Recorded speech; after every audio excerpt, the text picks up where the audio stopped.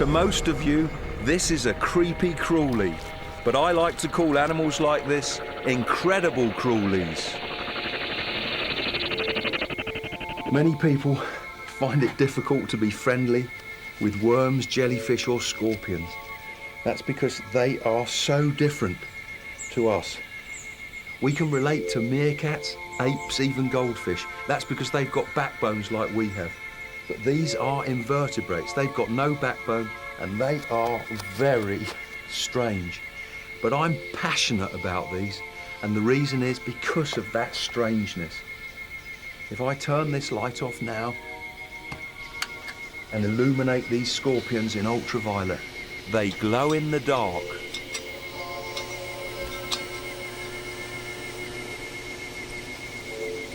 Nobody's quite sure why, but scorpions fluoresce in ultraviolet light.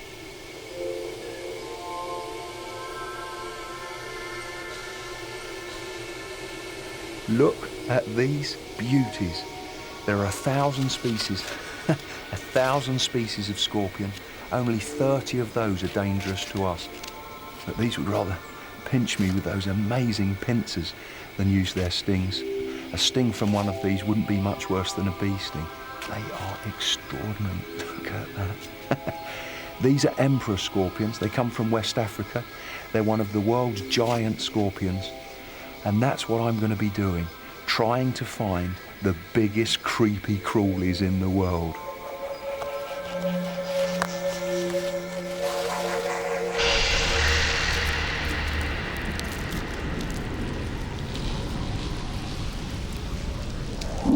Most creepy crawlies go unnoticed, but they make up over 95% of the animal kingdom. And they have an enormous impact on our lives. And creepy crawlies are our main competitors, taking a share from our foodstuffs and crops. These greenfly are feasting on plant sap, but creepy crawlies can be beneficial too. Ladybirds protect our gardens from other creepy crawlies.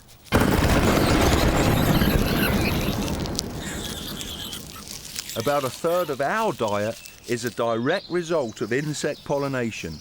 Without them, there'd be no oranges, cotton, potatoes, or honey.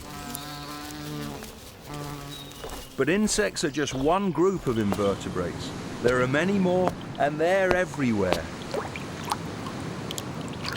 A velvet swimming crab with bloodshot eyes. This isn't a flower, it's a snake loxon enemy, a creepy crawlie that doesn't creep or crawl. It sits still and stuns small passers-by with its stinging tentacles. Amazing as these creatures are, it's not often that people celebrate them. It's the village of Nantwich's annual worm charming contest. Each team is given a small plot and half an hour to collect as many earthworms as possible.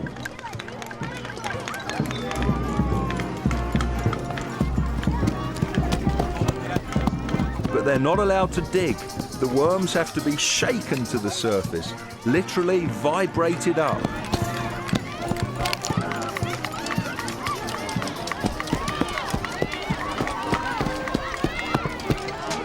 Any acre of ordinary ground like this can have up to 50 million earthworms.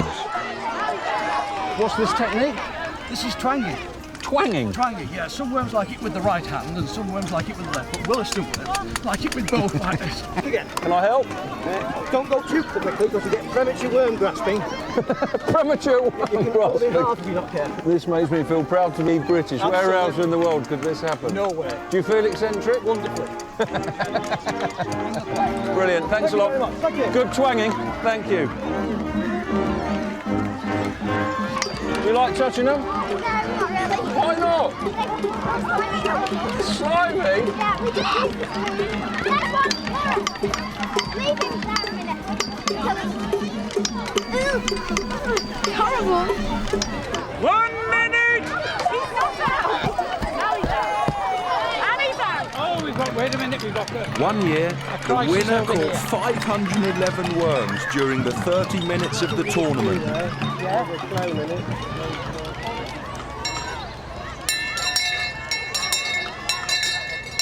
Got 132. Let's see what we've got here. There are prizes for the most worms and the biggest worm. These are about as big as they get in Europe and North America. But the worms I'm looking for aren't just big, they're giants. And they live on the other side of the world. I'm going to South Gippsland, near Melbourne, Australia.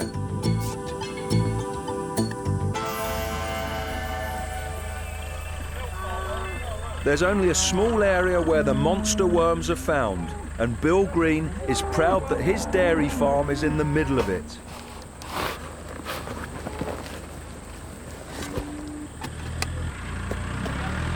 One of the few people in the world with a PhD in earthworms does her research here. She's scientist Beverly Van Prague. Hi, Bev. You've done most of the work here. We have. We've dug a great big trench. And is it looking good for worms? Any evidence? It's looking great because we just found this egg capsule, egg cocoon. That is remarkable. And what's in there? There's one growing embryo there, or one growing young worm. So one worm will hatch out of that huge egg? That's bizarre. It's just like an aubergine. How long do they take to hatch, Beverly? They take about 12 months, though we're not really sure, but at least 12 months. I can't wait to see the adults. We have to be careful. This is like doing some delicate surgery. The worms are very rare and are easily injured. And that's a myth about earthworms regenerating. It is, yeah. Some earthworms can, but this earthworm certainly can't. Yeah. And most earthworms, you don't get two earthworms when you chop them in half. That is a bit of a myth. Oh, look, Nigel. There's the end of one. Is the tail there? Yeah. Look at the size of that. That's going to be a big worm. Colour, there we go. Now, That's the head. look at that. That would frighten our blackbirds, Yeah. I'll tell you, back in They England. wouldn't know what struck them. Gently pull him out. Save Yeah. us, let me. If you feel any stress or resistance, just stop. Look at that. The Gippsland giant earthworm. That is incredible. It's over a metre, over 3 feet long. They go to twice this size. You can see the mouth coming out there. That's what they use to swallow dirt. It's not much of a life being an earthworm, burrowing through the soil and swallowing mud. And then they take out bits of leaf and root, and that's what they feed on. You can see the segments on the body there. You can feel a roughness. There are 4 pairs of hairs on each of the segments, and they use those to anchor themselves when they're burrowing through the soil. This is one of the biggest earthworms in the world. Look at that, what a magnificent specimen it is. If you put it back in the tunnel now, and it'd be okay if we... Yep, if we gently put it back and cover it with soil, it should survive okay. Yeah. Australia is a land of giant creepy crawlies. Queensland in the north is home to some of the world's biggest insects. Now I'm looking for a kind of creepy crawly most people would never want to see. I'm on the edge of the rainforest in some eucalyptus woodland. There's a few people that have a phobia about moths, but the giant insects I'm looking for now, they make most people skin crawl. That's only because a few of them have followed us into our houses and hotels, and when you switch on the light, they scurry across the floor or go like lightning up the wall. But cockroaches can be cute. The rhinoceros cockroach, the most massive in the world. Look at that. That must have been the inspiration for Darth Vader. Oh, they've got really sharp claws that they use for burrowing. Most insects are short-lived, but these can live for a decade or more. They can weigh 35 grams, that's as much as 2 sparrows. This is a female. She's got a flat shield on the front of her body. The males have got a concave one. Totally clean. They just feed on leaves on the forest floor. Look at that. So I'll let it go now. Most of the 4,000 odd species of cockroach are harmless forest dwellers. The rhinoceros cockroach is one of the largest, but believe it or not, there are even bigger insects.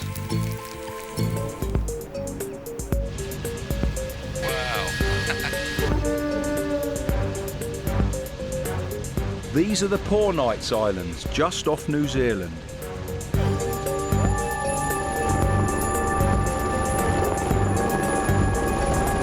They've hardly changed since dinosaurs roamed here over 200 million years ago.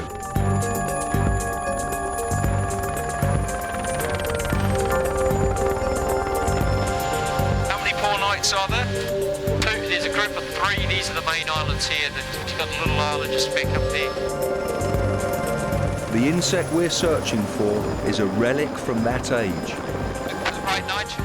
It's hunted by an ancient reptile that's just as old. I'm excited about seeing both of them.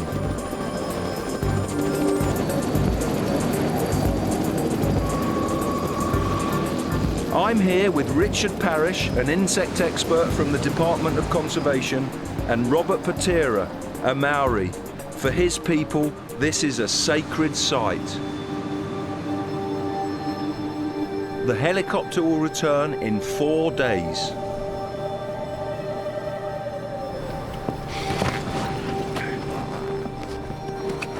The rest of today is for setting up camp.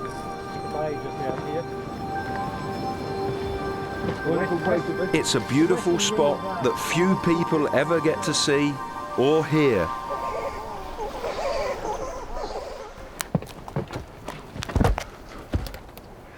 Seeing one of these has been one of my life's ambitions. Look at that. A tuatara. I first read about these when I was about 7. This is the first one I've seen in the flesh. It looks like a lizard, but it's not. It's an ancient order of reptiles, unchanged for 60 million years. Their ancestors were around for 225 million years. It's a survivor from the age of the dinosaurs. So this really is a living fossil. Tuatara, it's a Maori name, and it means line of spears. This is a big male, and you can see this line of soft white spines on its back of its neck and down its back. Beautiful eyes, it just blinked at me. They've got vertical pupils, they're always nocturnal, and they move around at much cooler temperatures than most other reptiles. This fellow could be 100 years old. They really live for a long time. This is the predator of the giant insect that we're looking for. So we've seen the predator, now we need to find the prey. The tuatara's so still because the night's so cold. But the giant grasshopper we're after moves like lightning. There's one. Can you keep the torch on it?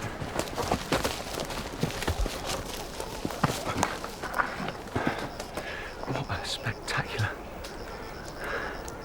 There you are, Richard. That's great, Nigel. Well done. She's so docile, didn't even try to bite. That's a lovely female. Look at that. She's a beauty. You going to weigh her now? Yep, I'll get. Thanks, Rob. Can't Thanks, wait to see how Robert. much she weighs. She'll be a beauty. Well, the biggest one I've ever had is 42 grams for a female. So 42 grams, that's twice the weight of a mouse. Yes, yeah, they're real heavy.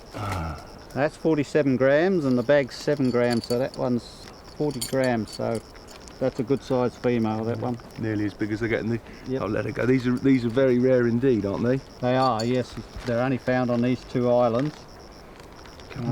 If we ever get rats on these islands accidentally, then that'll be the end of them, unfortunately.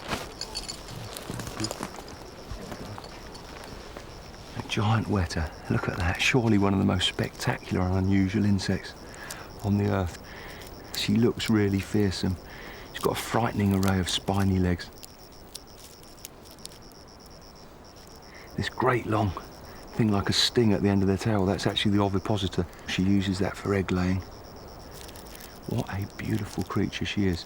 Like with the caterpillar, she's got a line of spiracles along her body. Those are the openings to the breathing tubes. They go inside the body and take oxygen directly to the tissues. This method of breathing is why insects can't get much larger than this. She's a really peaceful vegetarian. Off you go, girl. Brilliant. My first giant weta.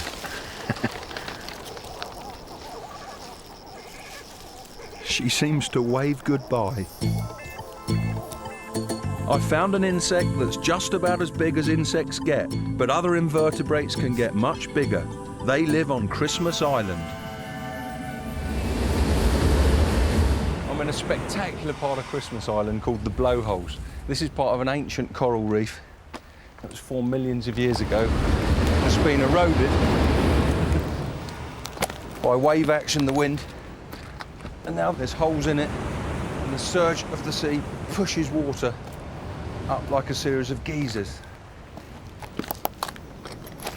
Christmas Island is the peak of an ancient volcano that rises 3 miles from the floor of the Indian Ocean. The island was named on Christmas Day in 1643 by Captain William Miners. The giants I'm looking for are in the rainforest down there. The invertebrates this island is famous for are its red crabs. There are over 10 million of them. They eat fallen leaves, but the giant crab I'm after has giant food.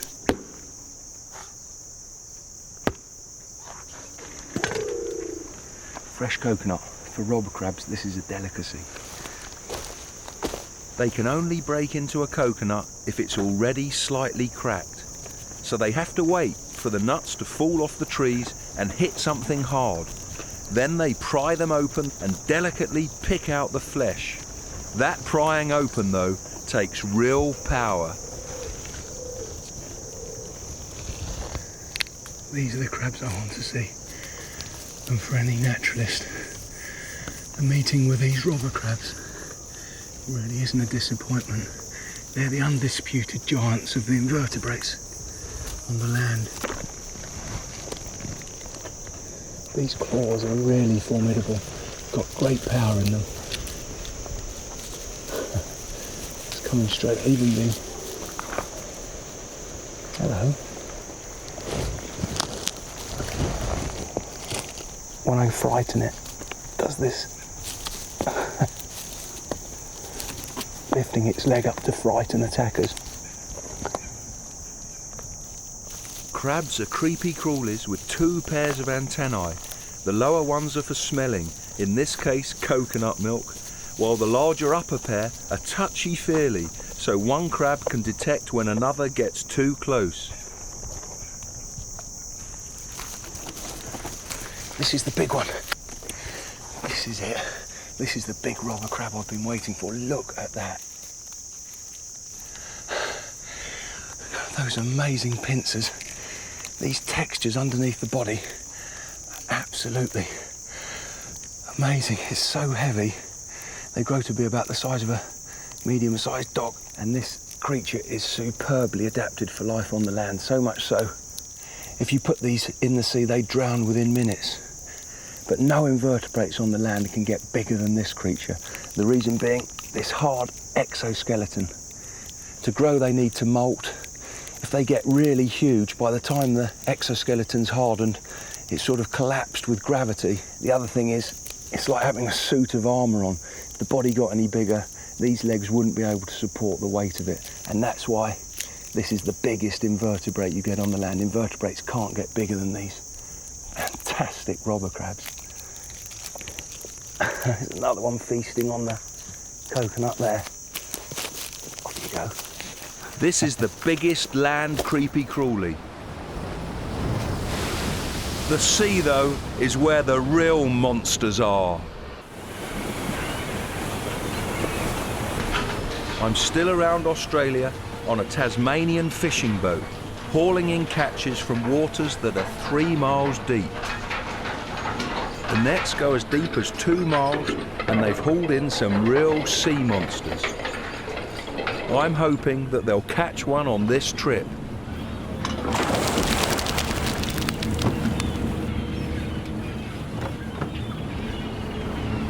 A miniature squid. It's not the giant we're looking for, but it shows you all the features. Believe it or not, cephalopods, head-footed, you can see why they're called head-footed. They're actually mollusks, where the shell is inside the body. Cuttlefish have a big shell inside their body, which budgerigars chew on. But squid and octopus have a tiny shell, which helps them swim. They're streamlined. They're as far from a snail or shellfish as you can imagine. This is about 2 feet 60 centimetres long. The giant squid is 60 feet long. That's about 3/4 the length of this whole boat. Sometimes these are found entangled in the outside of the nets. They're the feeding tentacles torn off a giant squid. Look at that, this is just the tip. They can go to 12 metres long. There's muscles all down these. They squeeze the muscles, it's just like a tube of toothpaste. And these tentacles shoot out and grab the prey. And then these great tentacular clubs go into the fish, these horny rims embed, and the squid then takes the food back to its mouth. They've got two of these great long feeding tentacles.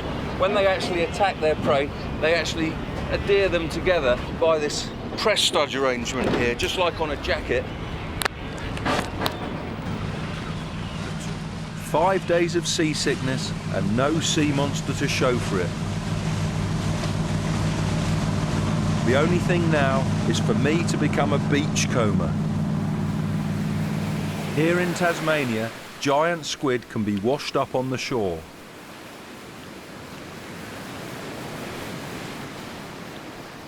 What a stupendous animal. And these tentacles, look at this, it's like an alien flower. And if you're thinking this would be superb, cut in rings like calamari, you'd be wrong. Oh, tastes absolutely awful, taste of ammonia. This is what squid use as a buoyancy mechanism, giant squid, to keep them buoyant in the depths. They've got pockets of ammonia, that's much lighter than water, and that's what keeps them buoyant and up there in the sea. But what a tremendous, and this beak, I wouldn't be doing this to a living giant squid. That is so powerful, look at that. It's like a parrot's beak, but it's so powerful it can crush bone. This is an especially good specimen, and it's headed for the Tasmanian Museum and Art Gallery, which has sent out a team to take it there. I couldn't carry it on my own. How much do you think this one weighs? A couple of hundred. Oh, I'd have to be. And what's the heaviest ever, nearly a tonne?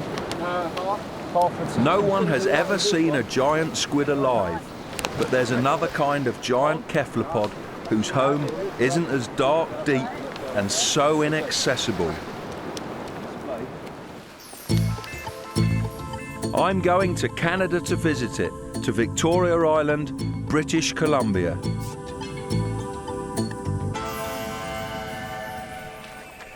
Of all of the world's oceans, this corner of the Northeast Pacific is the richest in nutrients.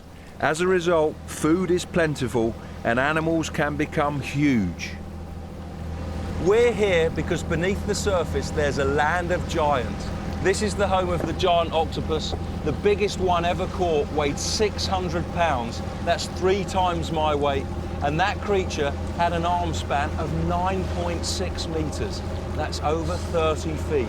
Also down there, there is an outstanding supporting cast of other marine creepy crawlies. There's sponges that can grow so huge they're the size of a bus. There's giant sea cucumbers, there's big starfish, and there's the biggest nudibranch in the world. Most of those are easy to see because they don't move very much, but the giant octopus, that is a very mobile predator. And I've got to keep my fingers crossed that we can find a big one of those. Creepy crawlies can be bigger in the sea because the water supports their weight.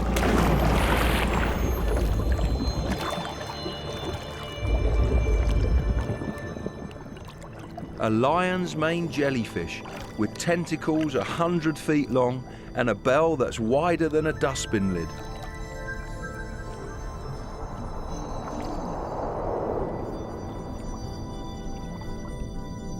I'm 110 feet down, the deepest I've ever been. I'm here to see an exquisite creature. It's not this copper rockfish, it's the giant cloud sponge it lives in.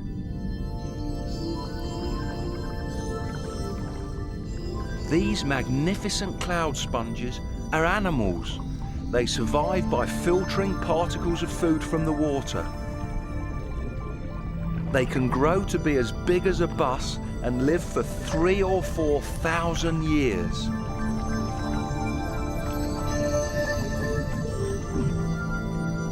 Here's a pile of crab shells, the midden of a giant octopus, the place where it puts the leftovers from its meals. The midden is usually just outside its lair.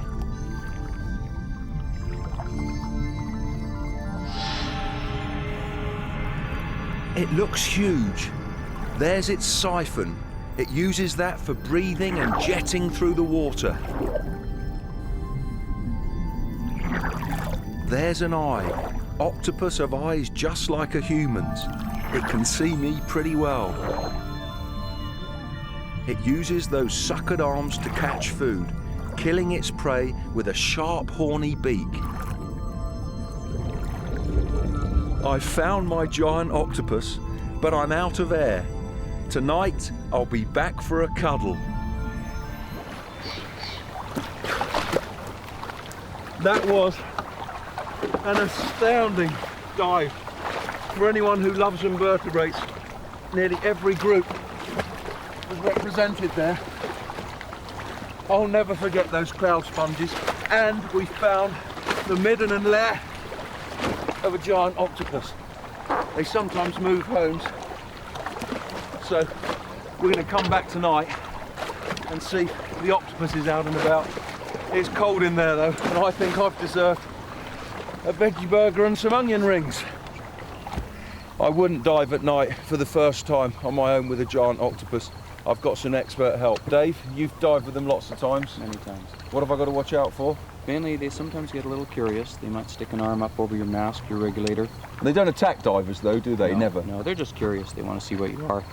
And if you try to push them away, all you're going to do is pop out your regulator or your mask because they're still holding So on. the suckers are really powerful. Very powerful.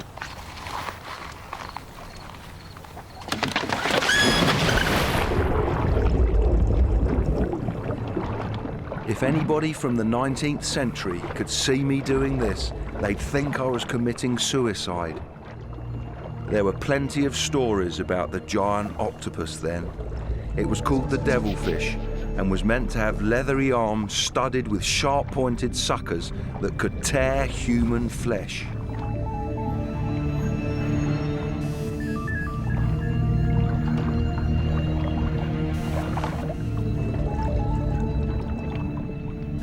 Just diving at night is eerie enough in itself.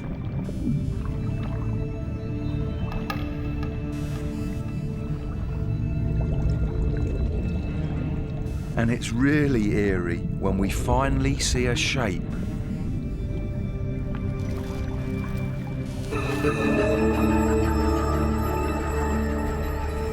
It's scooting along the bottom, taking water into its bag-like body, then shooting it out of its siphon to jet propel it.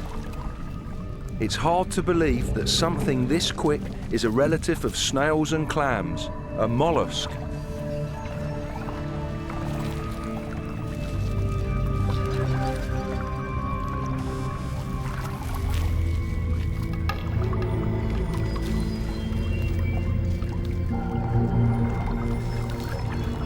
I need to overtake it and then intercept.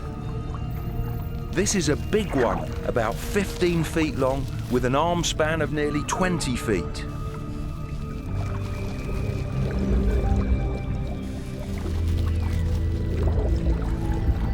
There's a big brain in there too. Octopus are reckoned to have the biggest brains of any invertebrate.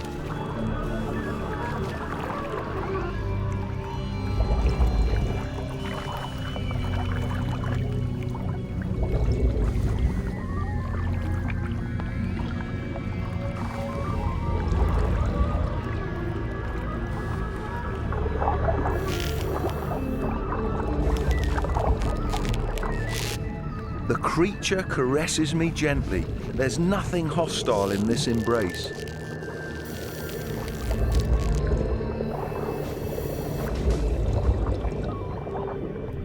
That big brain gives it the intelligence of a domestic cat, and this is cat-like curiosity.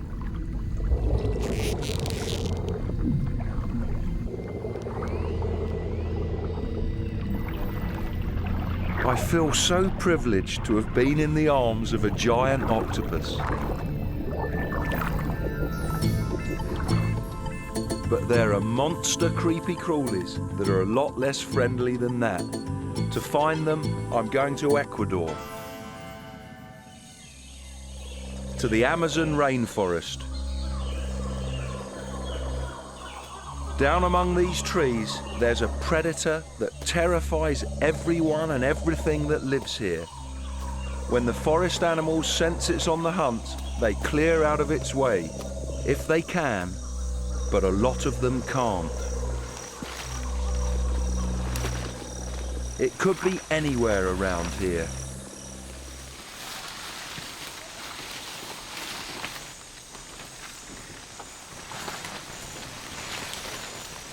Here's my monster. Some scientists say that you shouldn't think of ants as individual insects so much as part of a colony.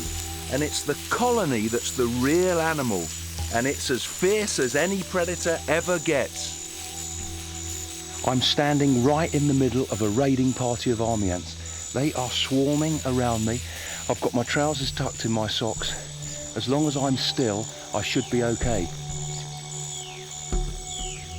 They follow a chemical trail laid down by the ant leaders. That trail of pheromones, if you disrupt it by moving around, they swirl around, they could rush right up me. And they are sweeping through the forest all around me.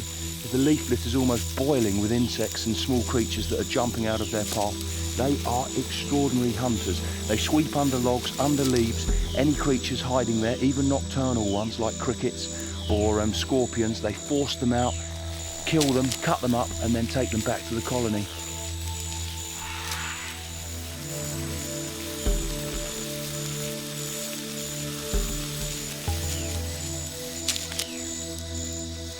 I'm at the swarm front.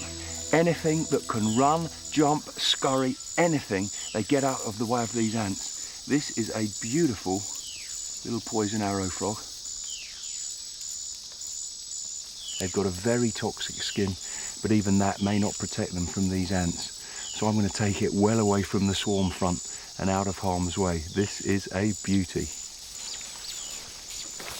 Scientists call the colony a super-organism. It has sinuous arms and a huge long body, and there's perfect cooperation among its moving parts. The society works together. Each of the workers has different roles. There's workers that go out and catch the prey, there's workers that go out and bring the prey back, and there's these big soldier ants. Their job is to defend any other members of the colony that need defending. There we are. Look at that. Oh, that's the biggest cast in the colony. This is a soldier ant. They have got incredible mandibles. South American army ants can sting and bite, particularly the soldiers. And the natives here, they use those jaws to seal up cuts. They actually put the ants on their flesh, the jaws close, and then they pull the ant's body away, and the cut is closed. You see, it's really sticking those sickle-shaped mandibles into my flesh and trying to sting at the same time. And that hurts a bit, but not too much.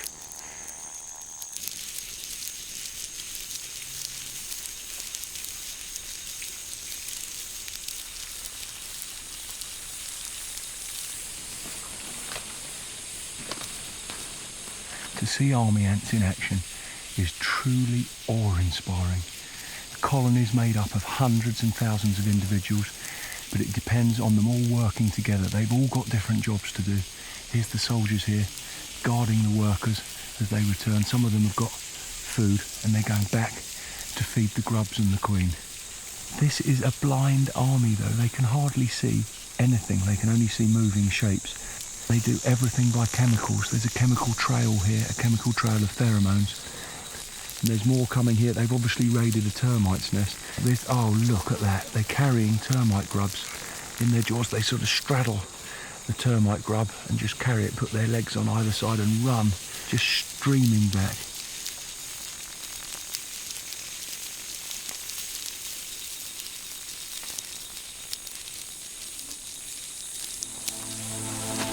If I can track them back far enough, I could find their bivouac, their mobile base camp. I've followed the ant processions through the rainforest, and they've led me to this one tree and to this. It's an army ant bivouac. It's made entirely of the bodies of the ants themselves. The workers gather together, they've got hooks on the end of their legs, and they all join up. This is a lattice work of ants. Every day, ants will spill out from that On a raid, they'll scour the forest floor and bring back food to the queen and the grubs that are hidden deep inside that bivouac. When this bivouac sweeps out over the forest floor goes black. They're acting as one huge super-organism. Surely this is the biggest creepy crawly of them all.